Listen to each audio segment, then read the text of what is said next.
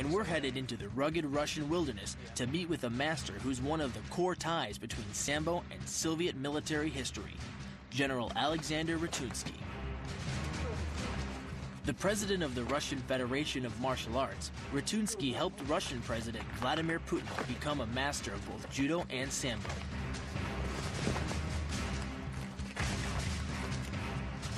Along with his protege, Vadim Kolganov, Ratunsky has designed a training regimen that fuses combat Sambo, Spetsnaz, and the rugged Russian wilderness. Although at first glance, I wasn't sure if these guys were Sambo fighters or a mercenary army. If you get used to and accustomed to training under intense situations and environments like this, being in a ring or being in a gym is going to feel like a day in the park.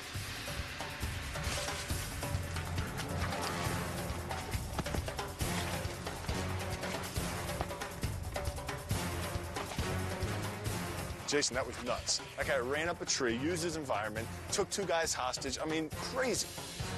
Russian Secret Service, the Spetsnaz, even Belarusian and Lithuanian armed forces, they all used Ratunsky's regimen. And it doesn't take long to understand why.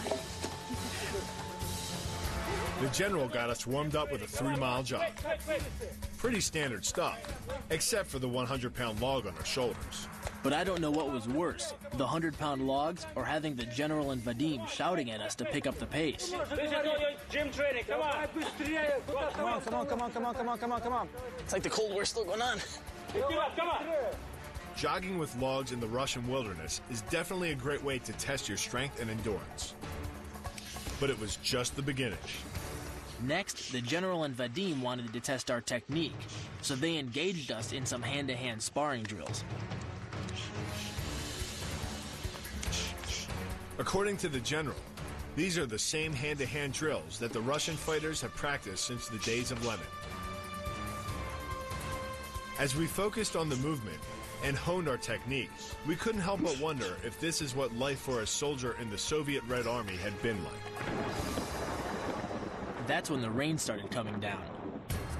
At first, I thought the general and Vadim might break for the weather, but they just pushed us that much harder, demonstrating a series of counterattacks and shoulder locks that are taught to special forces soldiers throughout the former Soviet Union.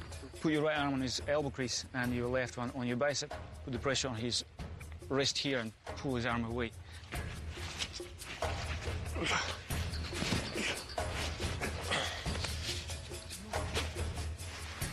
This is a really awesome move because you can really feel the opponent hurting. Jason, you feel that? Yep. Jason, don't you owe me some money? I owe you something, Bill, when I get up. The rain kept coming, and we kept training. Every hour in the Russian wilderness, we could sense our Sambo skills improving. 27, 28.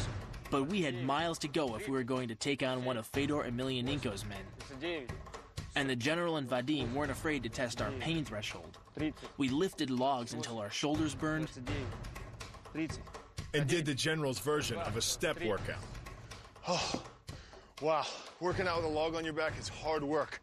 Mother Nature's a bitch, but Mother Russia is worse.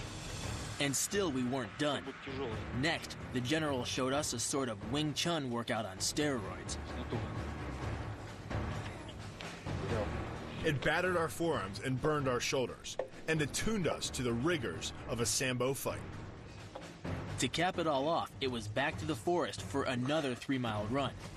Only this time, instead of carrying logs, we were dodging trees on wet ground, while trying to keep up with the seasoned Sambo fighters. When you have wet moss you're running on and you're weaving in and out of trees, it's a really, really hard cardio workout. You need to work your balance, your coordination. As we trained, Vadim and Ratunsky hammered home the importance of dedication and toughness, both mental and physical.